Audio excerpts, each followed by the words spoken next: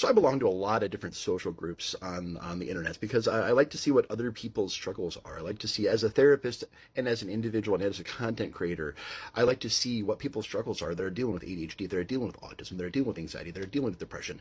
Outside of the struggles that myself, my friends, and my clients have. And the struggles that I see with you lovely humans here on the Tiki Talks. Because I want to know everything. And one of the biggest things that I see people talking about is, people are saying I'm going to be a terrible parent because I have ADHD.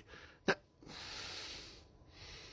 having ADHD doesn't make you a terrible parent. Having ADHD means that you have issues with executive function and emotional regulation. But you already know that. And when you decide to make a person, that makes a lot of changes because this world suddenly stops being about you and your own internal struggles and becomes all about making sure this tiny person over here, lives every day, because that's a lot of it.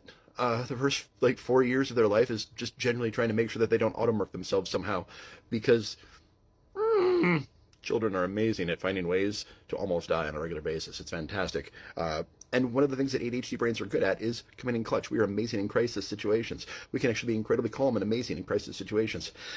We're also extremely good at taking care of other people. Taking care of ourselves, not so much.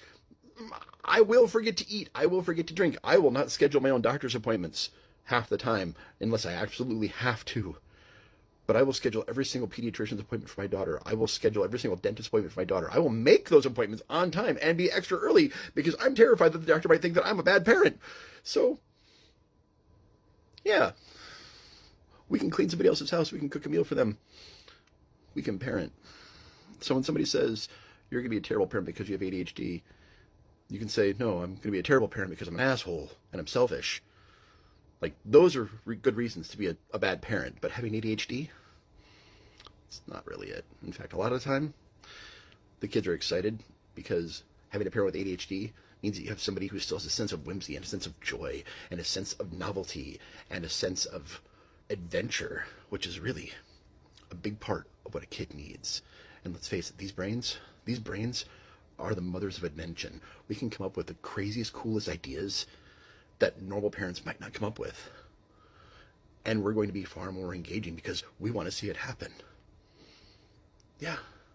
Like the day that I covered the kitchen floor in rolling paper and then had my daughter do body slides with finger paint across the room. We made art. I don't know that most parents will do that, but an ADHD parent, in a heartbeat, as long as it's not dangerous, kid's going to have a blast. We're going to do it. It's going to be fun. So consider that.